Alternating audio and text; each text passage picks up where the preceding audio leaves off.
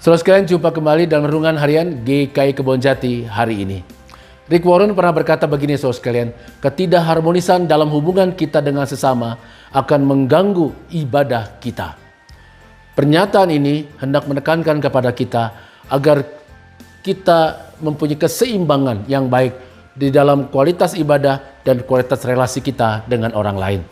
Nah, saudara sekalian, Tuhan Yesus di dalam salah satu bagian khotbah di bukit yang tercatat dalam Injil Matius pasal 5 ayat 23 dan ayat 24 berkata, "Jika engkau mempersembahkan persembahanmu di atas mezbah dan engkau teringat akan sesuatu yang ada dalam hati saudaramu terhadap engkau, tinggalkanlah persembahanmu di depan mezbah itu dan pergilah berdamai dahulu dengan saudaramu, lalu kembali untuk mempersembahkan persembahanmu itu."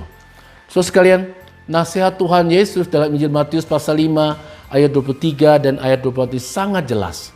Ketika seseorang memiliki hubungan yang sedang bermasalah, ia harus segera berdamai.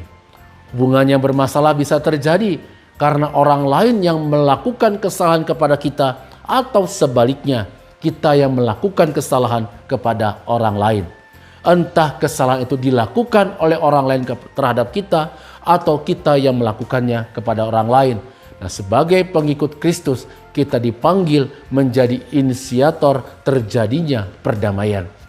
Ingatlah, saudara sekalian, bahwa Tuhan Yesus pernah berkata, "Berbahagialah mereka yang membawa damai, karena mereka akan disebut anak-anak Allah." Itu terdapat dalam Injil Matius pasal 5 ayat yang ke-9.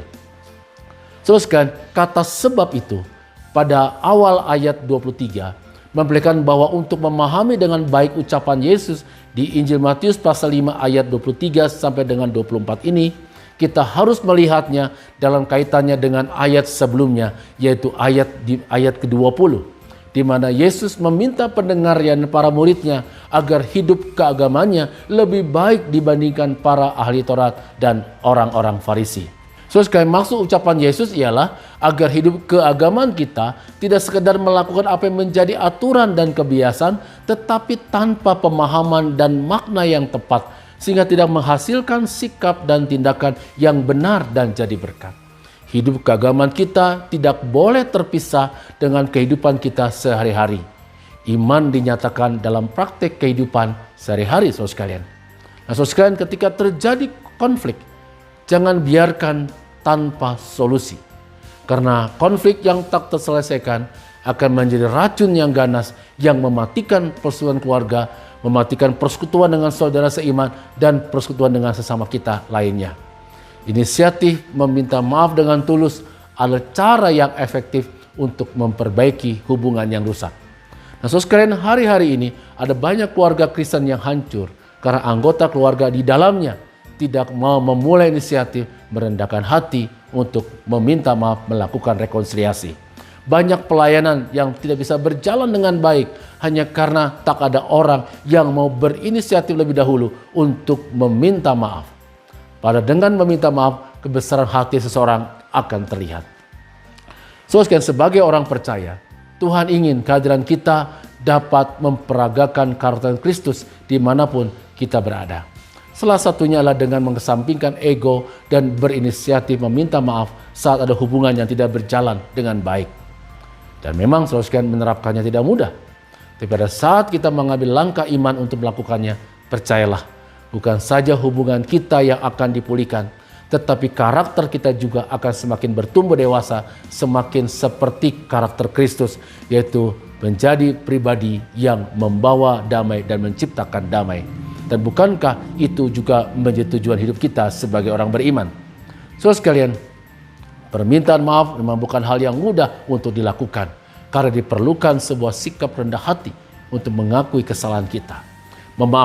Memaafkan pun bukan hal yang mudah, karena diperlukan kebesaran hati untuk membuka hati bagi orang lain yang pernah melukai perasaan kita. Apa yang dapat menjadi penghambat atau menjadi hambatan bagi kita untuk dapat memulai inisiatif meminta maaf kepada orang lain? Yang pertama, saudara, adalah perasaan gengsi, perasaan malu untuk memulai sesuatu yang baik, datang kepada orang lain mengatakan dan mengakui kesalahan yang sudah kita lakukan. Ada perasaan gengsi untuk menyatakan bahwa kita pernah berbuat yang salah kepada orang itu. Yang kedua, karena merasa diri paling benar. Orang yang merasa diri paling benar tidak akan pernah bisa melihat kesalahan yang pernah dibuatnya pada orang lain. Orang yang merasa diri paling benar akan sangat sulit melihat apa yang menjadi kekurangannya yang sudah pernah dilakukannya kepada orang lain. Dan yang ketiga, saudara sekalian, mengapa orang sulit meminta maaf? Karena orang itu khawatir pertahanan psikologisnya jebol. Beberapa orang segan memulai perdamaian dengan orang lain, datang meminta maaf pada orang lain karena cenderung merasa nyaman meluapkan emosinya dengan rasa marah, tersinggung, atau jaga jarak. Emosi tersebut merupakan luapan rasa takut atau rasa khawatir bahwa pertahanan dirinya hancur. Takut dibilang sebagai orang yang tidak kuat, takut dibilang sebagai orang yang lemah, dan banyak hal lainnya saudara sekalian. Dan itulah yang dapat menjadi penghambat mengapa kita sulit meminta maaf pada orang lain. Nah saudara yang terkasih, kapanpun kita menyinggung dan melukai perasaan orang lain, keluarga kita, teman kita, sahabat kita, atau rekan sepelayanan kita, mulailah membangun perdamaian dan berdamailah. Karena jika kita mengakui kesalahan kita, kita akan terhindar dari pertengkaran yang sia-sia.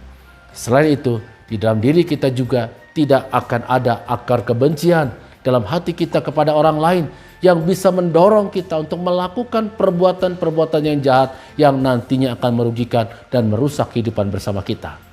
Saudara sekalian, bagi Yesus, apa yang menjadi persembahan hidup kita kepada Tuhan tidak hanya berupa materi atau berupa uang, tetapi juga sikap hidup keseharian kita sebagai persembahan yang kudus, yang benar, dan yang berkenan kepada Allah. Nah, bagaimana kita dapat memberikan kehidupan kita sebagai persembahan yang hidup, yang kudus, dan yang berkenan kepada Allah jika di dalam hati kita ada ganjalan dalam berelasi dengan orang lain? Bagaimana kita bisa mempersembahkan kehidupan kita kepada Allah seutuhnya jika hati kita masih dikuasai oleh kebencian kepada orang lain, dan oleh karena itu kita tidak hidup damai dengan orang lain? Kita dipanggil untuk berinisiatif membereskan suatu ganjalan yang ada dalam diri saudara dan saya, agar kita dapat menciptakan dan merasakan kehidupan beribadah dan keseharian kita sesuai dengan kehendak Tuhan. Rasul Paulus berkata, sedapat-dapatnya, kalau hal itu bergantung padamu, hiduplah dalam perdamaian dengan semua orang. Dan mari, jika masih ada ganjalan dengan orang lain, kita selesaikan, kita membangun damai dengan mereka, agar hidup beribadah kita tidak ternoda oleh relasi yang kurang bagus dengan orang lain. Tuhan memberkati saudara. Amin.